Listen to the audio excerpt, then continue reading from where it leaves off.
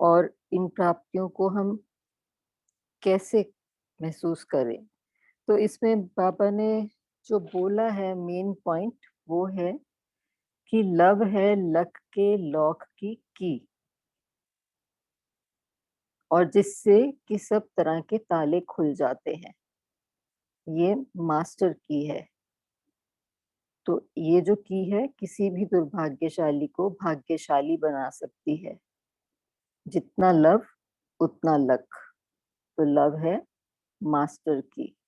तो हमको लव में डूब जाना है। तो हम स्टार्ट करते हैं आज की मुरली। सदा निर्माण और निर्माण करने के कार्य में सदा तत्पर रहने वाले और बच्चों को आप समान स्वमानधारी बनाने वाले बाबा बोले, शिव बाबा बोले, सदा निर्माण और निर्माण करने के कार्य में सदा तत्पर रहने वाले और बच्चों को आप समान स्वमानधारी बनाने वाले बाबा बोले, क्या बाप दादा समान स्वमानधारी स्वदर्शन चक्रधारी और निर्माण बने हो? जितना जितना इन विशेष धारणाओं में समान बनते जाते हो उतना ही समय को समीप लाते हो। तो बाबा यहाँ क्या कहना चाह रहे हैं कि हमको ब्रह्मा बाप के समान बनना है। जैसे ब्रह्मा बाप निर्माण थे। वैसे तो ये शिव बाबा की महिमा है, लेकिन आज क्योंकि ब्रह्मा बाबा का दिवस है तो हम उनके बारे में भी ये सब कह सकते हैं। निर्माण का मतलब है अभिमान और अपमान से परे। तो जो इन दो बातों का त्याग करता है वही निर्माण कर सकता है, मतलब स्थापना के कार्य में निमित्त बन सकता है और स्व को भी सम्मान दे सकता है और दूसरों को भी सम्मान दे सकता है। तो बाबा बोल रहे हैं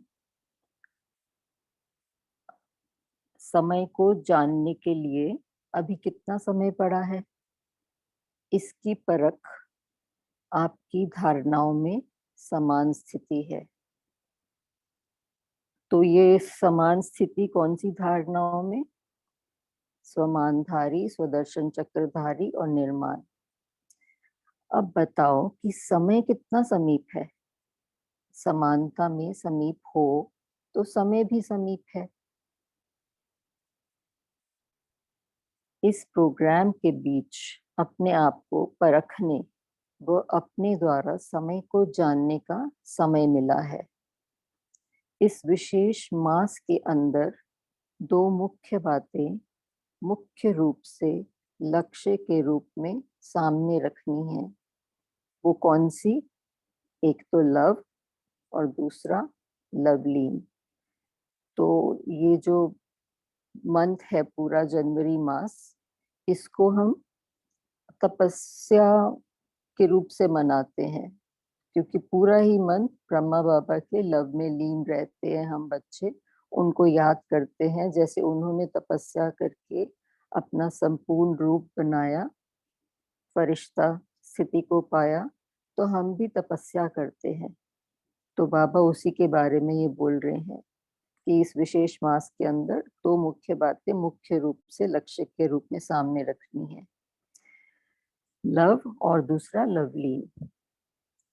कर्म में, वाणी में, संपर्क में व संबंध में लव और स्मृति में व स्थिति में लवलीन रहना है।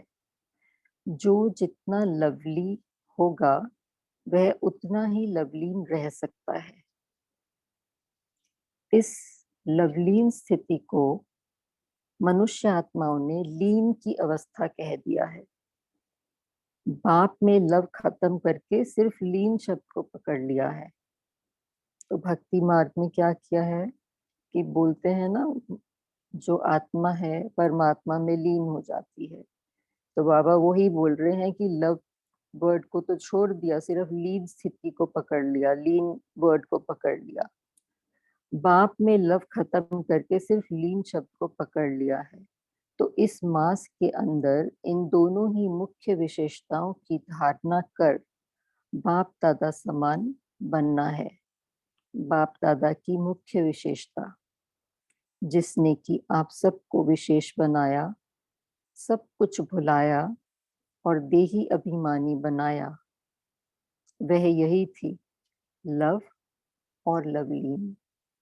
लव ने आप सबको भी एक सेकंड में 5000 वर्ष की विस्मृत हुई बातों को स्मृति में लाया है, सर्व संबंध में लाया है, सर्वस्व त्यागी बनाया है। जबकि बाप ने एक ही विशेषता से एक ही सेकंड में अपना बना लिया, तो आप सब भी इस विशेषता को धारण कर बाप समान बने हो। जबकि साकार बाप में इस विशेषता में परसेंटेज नहीं देखी, परफेक्ट ही देखा। तो आप विशेष आत्माओं को और बाप समान बनी हुई आत्माओं को भी परफेक्ट होना है। इस मुख्य विशेषता में परसेंटेज नहीं होनी चाहिए, परफेक्ट होना है, क्योंकि इस द्वारा ही सर्व आत्माओं के भाग्य व लक को जगा सकते हैं। लक के लॉक की चाबी कौन सी है? लव। लव ही लॉक की है। यह मास्टर की है। तो मास्टर की क्या होती है? जिससे कि सब तरह के ताले खुल जाते हैं। तो बाबा बोल रहे हैं लव है मास्टर की, कैसे भी दुर्भाग्यशाली को भाग्यशाली बनाती है। क्या इसके स्वयं अनुभवी हो? जितना जितना बाप दादा से लव जुटता है, उतना ही बुद्धि का ताला खुलता जाता है।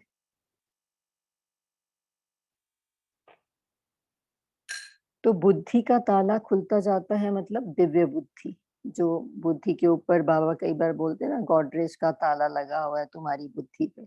तो जितना हम बाप के साथ लव जुटता जाता है हमारा, हम उसमें लीन होते जाते हैं बाप के लव में, निस्वार्थ प्यार में, तो उतना बुद्धि का ताला हमारा खुलता जाता है, स्पष्ट होती जाती हैं चीजें हमको। लव कम तो लक भी कम। तो सर्व आत्माओं के लक के लॉक को खोलने वाली चाबी आपके पास है। कहीं इस लक की चाबी को खो तो नहीं देते हो, या माया भिन्न भिन्न रूपों व रंगों में इस चाबी को चुरा तो नहीं लेती है। तो लव की जगह कहीं क्रोध तो नहीं आ जाता, माया तो नहीं आ जाती? बाबा ऐसे पूछ रहे हैं। माया की भी नजर इसी चाबी पर है, इसलिए इस चाबी को सदा कायम रखना है, अपने पास रखना है इस चाबी को, लव की चाबी को। लव अनेक वस्तुओं में होता है। यदि कोई भी वस्तु में लव है तो बाप से लव परसेंटेज में हो जाता है। तो परसेंटेज होती है ना, जैसे पासिंग परसेंटेज होती है 33 आउट ऑफ 100। तो ऐसे ही बाबा बता रहे हैं कि परसेंटेज हो जाती है।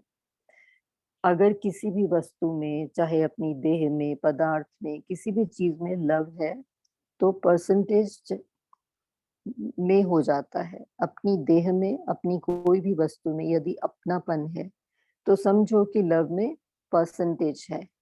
तो अपनेपन को मिटाना ही बाप की समानता को लाना है। मतलब मेरा कुछ भी नहीं, सब कुछ बाबा का। मैं तो निमित्त हूँ, करण करावनहार बाबा है। मैं करणहार बन के कर रहा हूँ, या बाबा मुझसे करवा रहा है। तो जहाँ अपनापन है, वहाँ बाप दादा सदा साथ नहीं है। तो बाबा बोलते हैं कि या तो बाप है या तो बात है। तो जब बाप दादा याद नहीं रहते, तो इसका मतलब कुछ और बात है जो हमें दिमाग में आ रही है। तो हमें हमेशा बाप दादा को साथ रखना है। परसेंटेज वाला कभी भी परफेक्ट नहीं बन सकता। परसेंटेज अर्थात डिफेक्ट वाला। डिफेक्ट मतलब कोई भी दोष आना, त्रुटि आना कभी परफेक्ट नहीं बन सकता। इसलिए इस वर्ष में परसेंटेज को मिटाकर परफेक्ट बनो, तब यह वर्ष विनाश की वर्षा लाएगा। तो किसका विनाश होना है? हमारे पुराने 63 जन्मों के जो संस्कार हैं, जो अभी हमें नहीं चाहिए, जो तमोगुणी बन चुके हैं। हमें बनना है सतोगुणी, सतोगुणी संस्कार बनाने हैं। तो बाबा बोल रहे हैं परसेंटेज को मिटाकर परफेक्ट बनो, तब यह वर्ष विनाश की वर्षा लाएगा। 1 वर्ष का समय दे रहे हैं, जो कि फिर यह उलाहना ना दें कि हमको क्या पता। 1 वर्ष अनेक वर्षों की श्रेष्ठ प्रारब्ध बनाने के निमित्त है। 1 वर्ष बाबा बोलते हैं ना, एक-एक सेकंड संगम युग का बहुत वैल्यूएबल है। तो बाबा कह रहे हैं 1 वर्ष अनेक वर्षों की श्रेष्ठ प्रारब्ध बनाने के निमित्त है। अपने आप ही चेकर बन अपने आप को चेक करना है। अगर मुख्य इस बात में अपने को परफेक्ट बनाया, तो अनेक प्रकार के डिफेक्ट स्वतः ही समाप्त हो जाएंगे। अगर हमें अपने आप को ही चेक करना आ जाए, तो हम परफेक्ट बन जाएंगे और अनेक प्रकार के डिफेक्ट स्वतः ही समाप्त हो जाएंगे। यह तो सहज पुरुषार्थ है ना, पापा पूछ रहे हैं। अगर स्वयं बाप के साथ लव में लवलीन रहेंगे, तो औरों को भी सहज ही आप समान व बाप समान बना सकेंगे। तो स्वयं अगर बाप के साथ लव में लीन रहेंगे, तो औरों को भी सहज ही आप समान व बाप समान बना सकेंगे। तो यह वर्ष बाप समान बनने का लक्ष्य रखकर चलेंगे। तो बाप दादा भी ऐसे बच्चों को तत्त्वम का वरदान देने के लिए ड्रामानुसार निमित्त बना हुआ है। बाबा को भी ये वरदान मिला था ना, बाबा को, ब्रह्मा बाबा को साक्षात्कार हुआ था शुरू में। उनको वो विष्णु का चित्र रखते थे हमेशा अपनी पॉकेट में। तो उनको साक्षात्कार हुआ था, शिव बाबा ने कराया था और उन्होंने बोला था तत्त्वम, कि यह तुम ही हो। तो बाबा बोल रहे हैं कि बाप समान बनने का लक्ष्य रखकर चलेंगे, तो बाप दादा भी ऐसे बच्चों को तत्त्वम का वरदान देने के लिए ड्रामानुसार निमित्त बना हुआ है। इस वर्ष की विशेषता बाप समान बन समय को समीप लाने का है। क्या है विशेषता इस वर्ष की?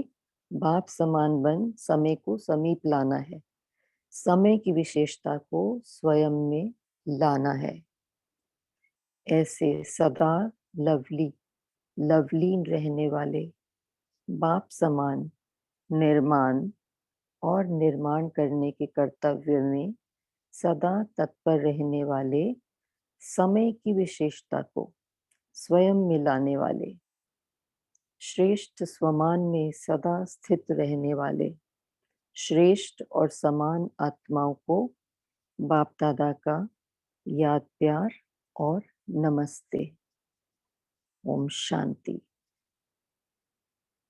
तो हमें अपने श्रेष्ठ स्वमान में रहना है।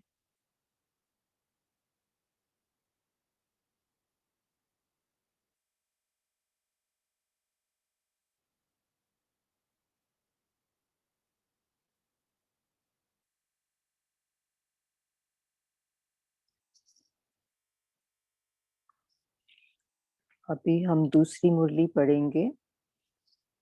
23-1-73 की मुरली है ये। तो इसमें बाबा बोल रहे हैं, इसका शीर्षक है संपूर्ण मूर्त बनने के 4 स्तंभ। तो इसमें बाबा क्या बताना चाह रहे हैं कि संपूर्ण मूर्त बनने के क्या 4 स्तंभ हैं। चारों सब्जेक्ट्स को कैसे मजबूत करें, उनकी चेकिंग करने की विधि क्या है। संपूर्ण मूर्त बनने के लिए 4 मुख्य विशेषताएं क्या हैं। ईश्वरीय ज्ञान जो है संपन्नता और संपूर्णता की मंजिल है। तो बाबा इसमें कैचिंग और चेकिंग पावर की बात कर रहे हैं। साइलेंस और साइंस की शक्ति का संबंध क्या है, इसके बारे में बता रहे हैं। तो बाबा बोल रहे हैं, बच्चों के सदा स्नेही, सहयोगी, सर्व शक्तियों में समान बनाने वाले, सर्व सिद्धियों की प्राप्ति कराने वाले और प्रत्यक्ष फल देने वाले बाबा बोले, सभी अपने को संपूर्ण बनाने के पुरुषार्थ में चल रहे हो। संपूर्ण मूर्त बनने के लिए मुख्य 4 विशेषताएं धारण करनी है, जिससे सहज ही संपूर्ण मूर्त बन सकते हो। जैसे औरों को योग की स्थिति में सदा एक रस स्थिति में स्थित होने के लिए 4 मुख्य नियम स्तंभ के रूप में दिखाते हो व बताते हो, ऐसे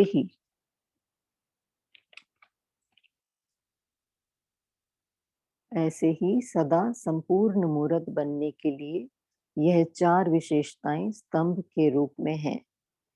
तो जो एक रस स्थिति में स्थित होने के लिए योग की स्थिति में 4 मुख्य नियम है, वो कौन से हैं?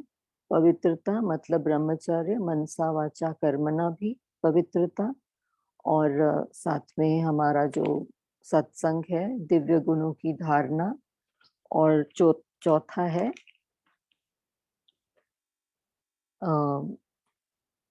चौथा भी है, मैं अभी बताती हूँ।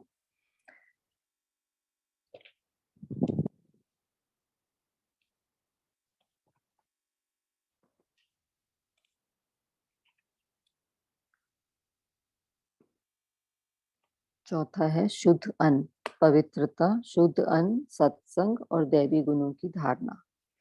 तो उसी तरह से बाबा बोल रहे हैं, ऐसे ही सदा संपूर्ण मूर्त बनने के लिए यह 4 विशेषताएं स्तंभ के रूप में हैं। वह कौन सी हैं? पहला है ज्ञान मूर्त, गुण मूर्त, महादानी मूर्त और याद मूर्त अर्थात तपस्वी मूर्त। तो बाबा यहाँ हमारे 4 सब्जेक्ट्स की बात कर रहे हैं, ज्ञान, योग, धारणा और सेवा। तो उसको दूसरी तरह से इन्होंने बताया है, ज्ञान मूर्त, गुण मूर्त, महादानी मूर्त, याद मूर्त अर्थात तपस्वी मूर्त। यह चारों ही विशेषताएं अपने में लाने से संपूर्ण स्थिति बना सकते हो। अब यह देखो कि अपनी मूर्त में यह चारों ही विशेषताएं प्रत्यक्ष रूप में अनुभव होती हैं, वह अन्य आत्माओं को भी दिखाई देती हैं। तो जैसे बोलते हैं ना, face is the index of mind. तो हमारे मूर्त में, हमारे चेहरे पे ये सब कुछ दिखाई देना चाहिए प्रत्यक्ष में। ज्ञान मूर्त, आगे बाबा ज्ञान मूर्त की बात कर रहे हैं, उसका एक्सप्लेनेशन बता रहे हैं, अर्थात सदैव बुद्धि में ज्ञान का सुमिरन चलता रहे, सदैव वाणी में ज्ञान के ही बोल वर्णन करते रहे। बुद्धि में सुमिरन, वाणी में ज्ञान के ही बोल, और हर कर्म द्वारा ज्ञान स्वरूप अर्थात मास्टर नॉलेजफुल और मास्टर सर्वशक्तिमान, इन मुख्य स्वरूपों का साक्षात्कार हो, उसको कहा जाता है ज्ञान मूर्त। इस प्रकार से मन, वाणी और कर्म द्वारा गुण मूर्त, महादानी मूर्त और याद अर्थात तपस्या मूर्त प्रत्यक्ष रूप में दिखाई दे। जैसे लौकिक पढ़ाई में 3 मास, 6 मास, 9 मास का इम्तिहान लेते हैं, क्वार्टरली एग्जाम्स होते हैं ना बच्चों के स्कूल में, जिससे हर एक को अपनी पढ़ाई का मालूम पड़ जाता है। ऐसे ही ईश्वरीय पढ़ाई का अब काफी समय बीत चुका है, तो हम भी यूनिवर्सिटी में पढ़ रहे हैं ना, पाठशाला भी बोलते हैं बाबा इसको, कॉलेज भी बोलते हैं, यूनिवर्सिटी भी। तो ऐसे ही ईश्वरीय पढ़ाई का अब काफी समय बीत चुका है, इसलिए यह विशेष मास याद की यात्रा में रह अपनी चेकिंग करने के लिए अर्थात स्वयं अपना शिक्षक बन, साक्षी बन, अपना पेपर ले देखने के लिए दिया हुआ है। अब सिर्फ फाइनल पेपर ही रहा हुआ है, इसलिए अपनी रिजल्ट को देख चेक करो कि इन चारों विशेषताओं में से किस विशेषता में और कितनी परसेंटेज की कमी है। क्या फाइनल पेपर में संपूर्ण पास होने के योग्य सर्व योग्यताएं हैं? यह मास परिणाम देखने का है। परसेंटेज अगर कम है तो संपूर्ण स्टेज कैसे पा सकेंगे? इसलिए अपनी कमी को जानकर उसे भरने का तीव्र पुरुषार्थ करो। तो बाबा यहाँ ये कहने की कोशिश कर रहे हैं कि जैसे हमारे 4 सब्जेक्ट्स हैं, ज्ञान, योग, धारणा और सेवा। तो चारों में ही अगर हम एक जैसे मार्क्स पाएंगे, जैसे 75% या 50%, वैसे तो हमको 100 लेने हैं, तो तभी हम परफेक्ट संपूर्ण स्टेज पा सकेंगे, जिसको बाबा बोलते हैं पास विद ऑनर्स।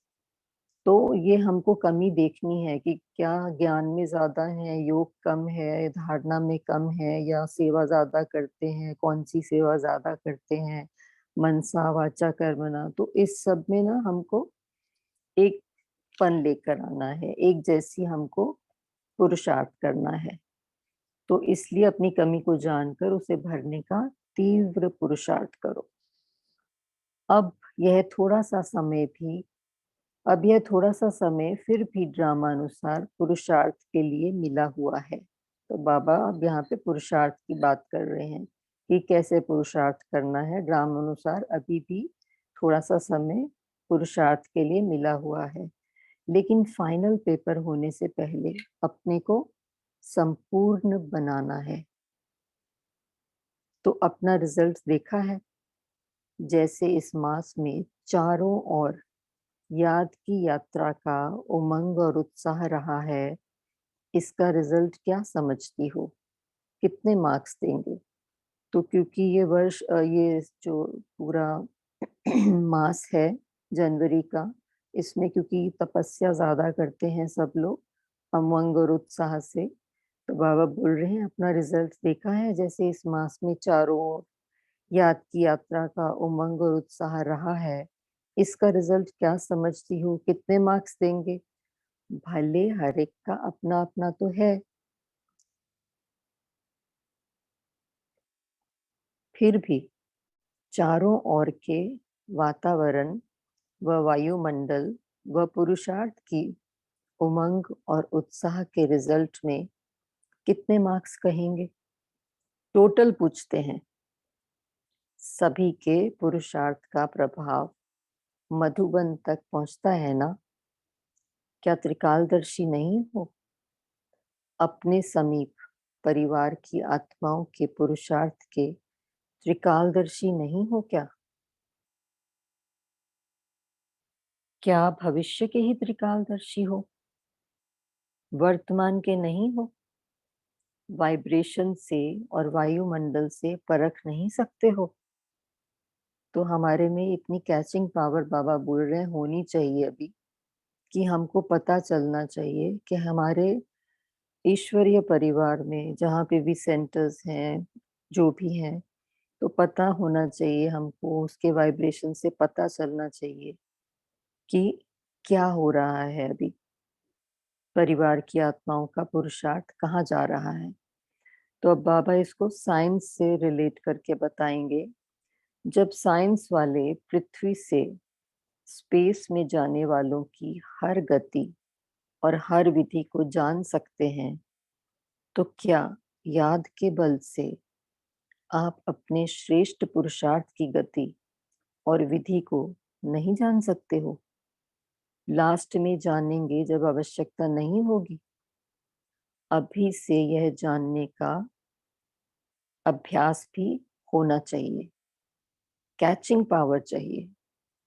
जैसे साइंस दूर की आवाज को कैच कर चारों ओर सुना सकती है, तो आप लोग भी शुद्ध वाइब्रेशन, शुद्ध वृत्तियों वह शुद्ध वायुमंडल को कैच नहीं कर सकती हो। तो जैसे हम कहीं जाते हैं, जैसे किसी सेंटर में जाते हैं या मधुबन में जाते हैं या किसी भी स्पिरिचुअल स्थान पे जाते हैं, जैसे गुरुद्वारे, मंदिर में, तो वहाँ की वाइब्रेशंस बहुत अच्छी होती हैं। तो बाबा वही बोल रहे हैं कि शुद्ध वाइब्रेशन, शुद्ध वृत्तियों व शुद्ध वायुमंडल को कैच नहीं कर सकते हो। यह कैचिंग पावर प्रत्यक्ष रूप में अनुभव होगी। जैसे आजकल दूर से सीन टेलीविजन द्वारा स्पष्ट दिखाई देते हैं, वैसे दिव्य बुद्धि बनने से, दिव्य बुद्धि क्या है? हमारी तीसरी आंख, जो बाबा ने ज्ञान की तीसरी आंख, हमारी आई ऑफ विजडम जिसको बोलते हैं, वैसे दिव्य बुद्धि बनने से सिर्फ एक याद के शुद्ध संकल्प में स्थित रहने से आप सभी को भी एक दूसरे की स्थिति व पुरुषार्थ की गतिविधि ऐसे स्पष्ट दिखाई देगी। तो बाबा यहाँ पे याद में रहने की बात कर रहे हैं कि याद को तीव्र करो, आत्मा समझ के अपने आप को एक बाप को याद करो। यह साइंस भी कहाँ से निकली? साइलेंस की शक्ति से ही साइंस निकली है। साइंस आप लोगों की वास्तविक स्थिति और संपूर्ण स्टेज को समझाने के लिए एक साधन निकला है। बाबा हमको बता रहे हैं कि साइंस हमारे लिए साधन है, क्योंकि सूक्ष्म शक्ति को जानने के लिए तमोगुणी बुद्धि वालों के लिए कोई स्थूल साधन चाहिए ना। जिस श्रेष्ठ आत्मा में ये चारों ही विशेषताएं संपूर्ण परसेंटेज में, अर्थात जिसको सेंट परसेंट कहते हैं, इमर्ज रूप में होंगी, ऐसी आत्मा में सर्व सिद्धियों की प्राप्ति दिखाई देगी। यह सिद्धि अपने वर्तमान समय के पुरुषार्थ में दिखाई देती है। बाबा पूछ रहे हैं, कुछ परसेंटेज में भी दिखाई देती है या यह स्टेज अभी दूर है? कुछ समीप दिखाई देती है। बाबा बोल रहे हैं कि हाँ, कुछ समीप दिखाई देती है। यूं तो इस मास की रिजल्ट चारों ओर की बहुत अच्छी रही। अब आगे क्या करेंगे? बाबा पूछ रहे हैं। याद की यात्रा में रहने से कोई नए प्लान्स प्रैक्टिकल में लाने के लिए इमर्ज हुए? बाबा पूछ रहे हैं कि याद की यात्रा में रहने से कोई नए प्लान्स इमर्ज हुए? जैसे चारों ओर संगठन के रूप में याद का बल अपने में भरने का पुरुषार्थ किया इस मास में, अव्यक्त मास में, वैसे अब फिर आने वाले यह 2 मास विशेष बुलंद आवाज से चारों ओर बाप को प्रत्यक्ष करने के नगाड़े बजाने हैं। अब बाबा यहाँ यह कहने की कोशिश कर रहे हैं कि 1 मास आपने तपस्या करी खूब जोरों शोरों से, उमंग उत्साह से, अच्छा वो तो हो गया। अभी आपको क्या करना है? सेवा भी करनी है, क्योंकि बाबा बता रहे हैं शिवरात्रि आने वाली है। मार्च में या फरवरी एंड में ना शिवरात्रि आती है, तो बाबा आप कह रहे हैं उसके लिए तैयार हो जाओ। अब आने वाले यह 2 मास विशेष बुलंद आवाज से चारों ओर बाप को प्रत्यक्ष करने के नगाड़े बजाने हैं। मतलब अब सेवा का सब्जेक्ट भी बता रहे हैं बाबा कि उसको कैसे लेके आना है प्रैक्टिकल में। जिन नगाड़ों की आवाज को सुनकर सोई हुई आत्माएं जाग जाएं, क्योंकि शिवरात्रि में बाबा आके क्या करते हैं? हम सोई हुई, अंधकार में सोई हुई आत्मा को जगाते हैं ना। तो चारों ओर यह आवाज कौन सा है और इस समय कैसा श्रेष्ठ कर्तव्य चल रहा है? हर एक आत्मा अपना श्रेष्ठ भाग्य अभी बना सकती है इस संगम युग में। ऐसे ही चारों ओर भिन्न भिन्न युक्तियों से, भिन्न भिन्न प्रोग्राम से बाप की पहचान का नगाड़ा बजाओ। इन 2 मास में सभी को इस विशेष कार्य में अपनी विशेषता दिखानी है।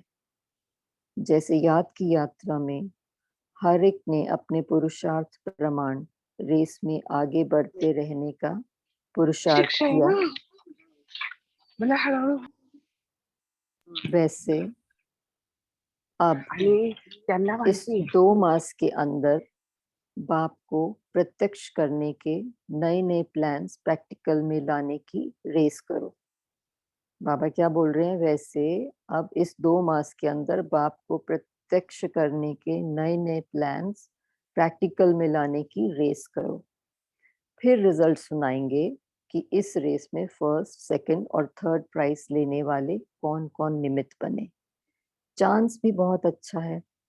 शिव जयंती का महोत्सव भी इन 2 मास में है ना? तो बाबा बता रहे हैं शिव जयंती का महोत्सव इन 2 मास में है ना? ओम शांति। यहीं पे ओम रुकते हैं हम, बाकी कल पढ़ेंगे। अभी हम ब्रेकआउट रूम बना रहे हैं, उसी में आप सब शेयर करेंगे। Thank you. Okay, Shanti. Thank you Baba.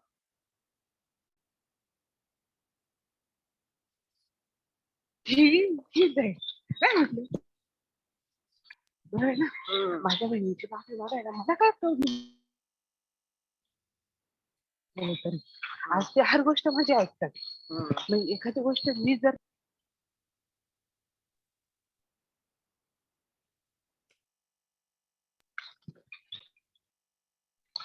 Baba sorry आणि सॉरी ऑल सगळ्यांना.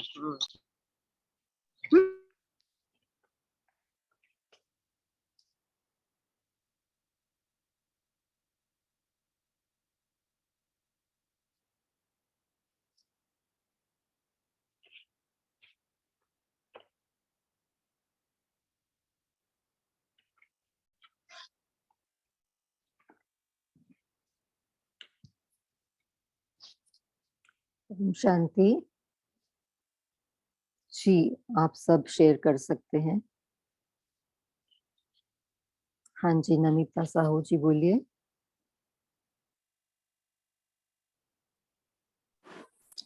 ओम शांति दीदी। ओम शांति।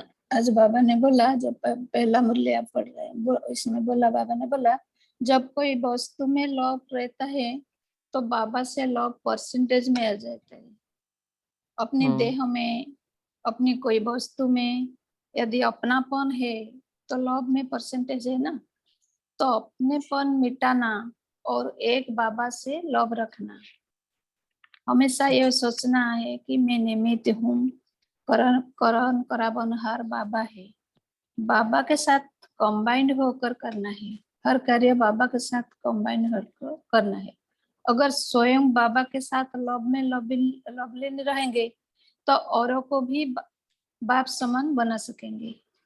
बाबा ने कहा जितना जितना बाप दादा की लव में लवलीन हो जाएंगे, इतना ही बुद्धि का ताला खुल जाएगा।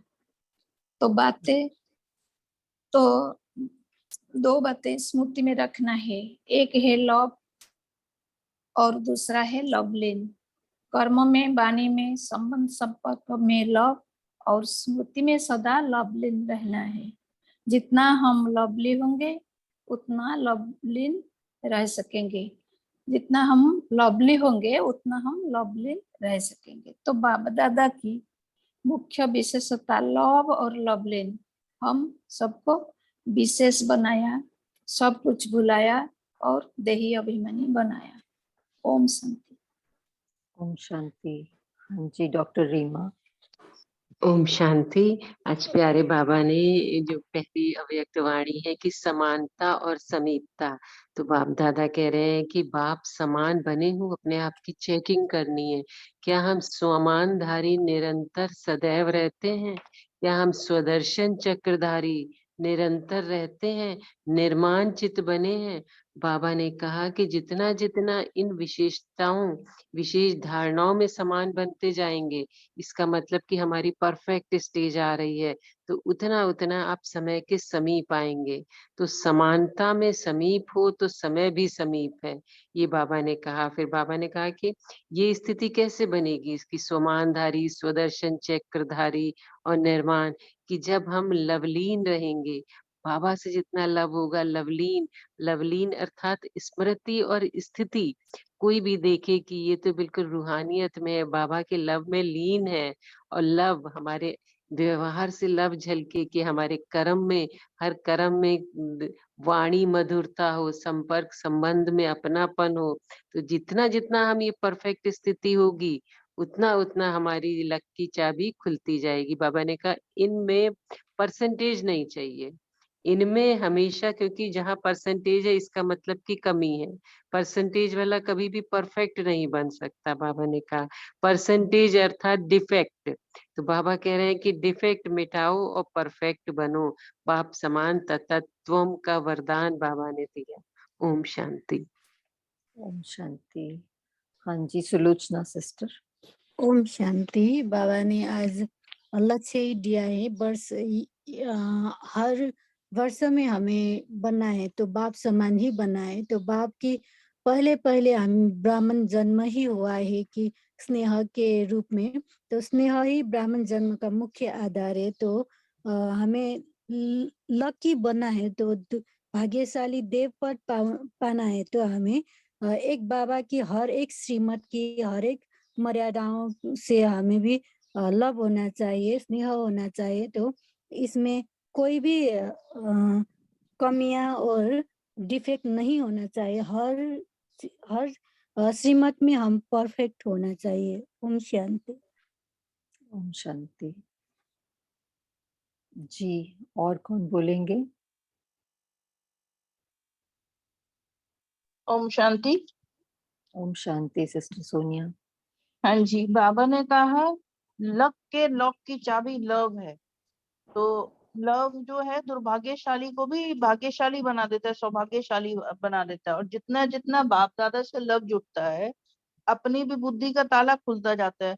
और सर्व आत्माओं के लॉक को खोलने की चाबी भी आपके पास है। ये बाप दादा से जो लव है, तो वो आत्माएं आपसे प्रभावित होती हैं और वो उनका भी आप बुद्धि जुटा सकते हो बाप दादा से, तो उनका लव जुट जाए। और माया जो है वो इन भिन्न भिन्न रूपों से, रंगों से, अलग अलग तरीके से ये चाबी को चुराने की कोशिश करती है। और ये चाबी को लेकिन बाबा कहते हैं कि सदा कायम रखना है।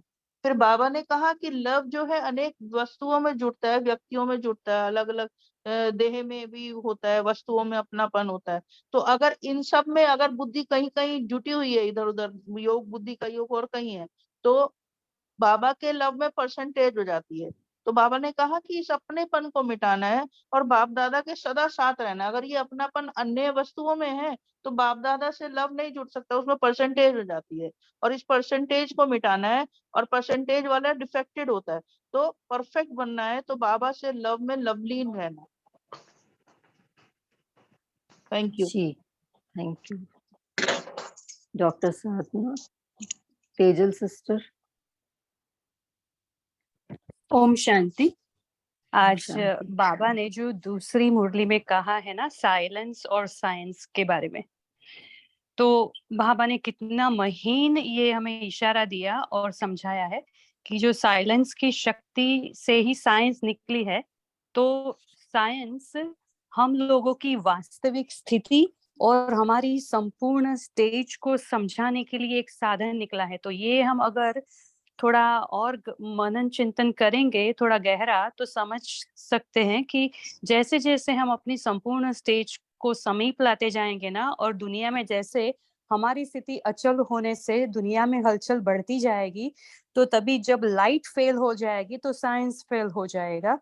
साइंस फेल हो जाएगा तो हमारी जो साइलेंस की पावर है, जैसे हमारी संपूर्ण स्टेज आती है उसके मुताबिक साइलेंस की पावर भी आती है। तो वो तभी हम सभी आत्माओं को बाबा की तरफ खींचेंगे, क्योंकि साइलेंस पावर बहुत गुह्य गुह्य काम करने वाली है। दुनिया की वो अज्ञान आत्माओं को बाबा की तरफ खींचने में हमारी मदद करेगी और हम खींच पाएंगे उनको। तो ये उन्होंने जो बाबा ने बताया है वो बहुत महीन और बहुत ही सूक्ष्म बात है, वो हम और भी उसके ऊपर मनन चिंतन कर सकते हैं। लेकिन इससे बाबा ने कहा कि ये जो साइंस है ना, तो ये तमोगुणी बुद्धि वालों के लिए, मीन्स दुनिया वालों के लिए एक स्थूल साधन है, उनको चाहिए समझने के लिए तो साइलेंस की पावर से साइंस निकला है, लेकिन आपकी जो स्थिति है ना उसको समझाने के लिए ये बहुत ही महत्वपूर्ण पार्ट बजाएगा। ओम शांति। शांति। हाँ जी। जी, ओम शांति। Thank you. टाइम हो गया है, कल हमको टाइम ज्यादा मिलेगा, हम सेकंड मुरली के ऊपर भी डिस्कशन कर सकते हैं। तो अभी पोल लॉन्च किए हैं, बाकी आगे सीमा बहन आप जैसे रोज करते हैं होमवर्क और रोज मुरली योग, वो थोड़ा कराना आप। थैंक यू जी, थैंक यू।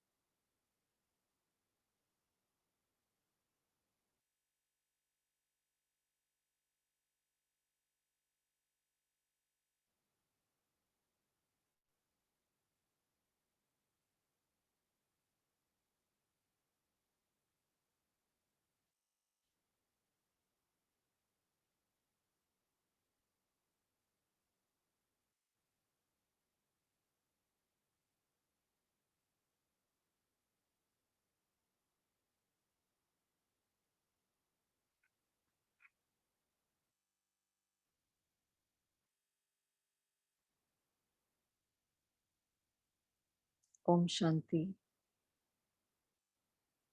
तो होमवर्क हम लेंगे बाबा के लव में लीन रहने का,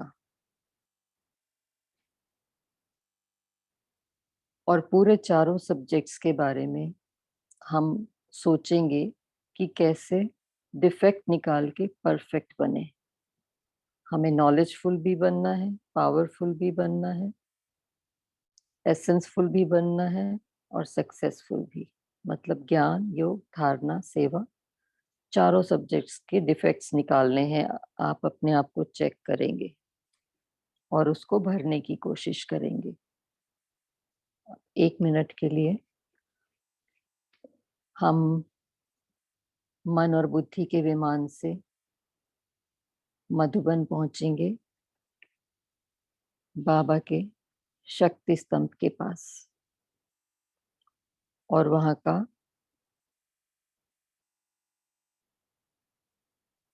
वहां जाकर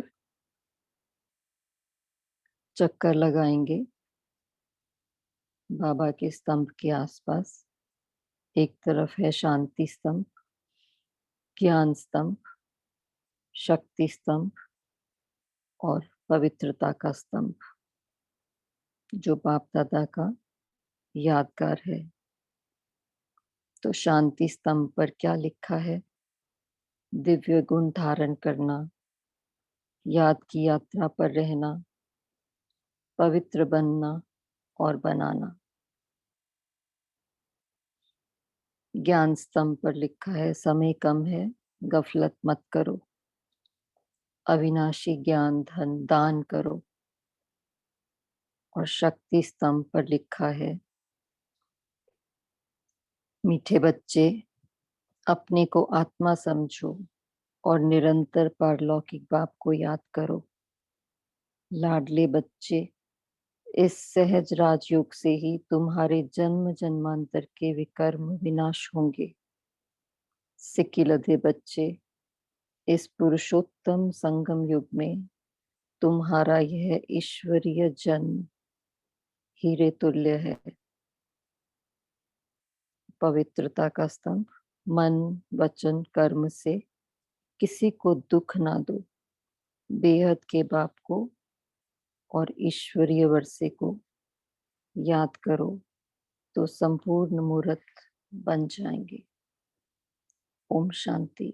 thank you Baba, thank you everyone, have a good day. Thank you दीदी, थैंक यू, आपको भी धन्यवाद। बाबा। कल मिलते हैं फिर। ओम शांति। ओम शांति। ओम शांति। शांति। Have a good day. Om Shanti. Om Shanti.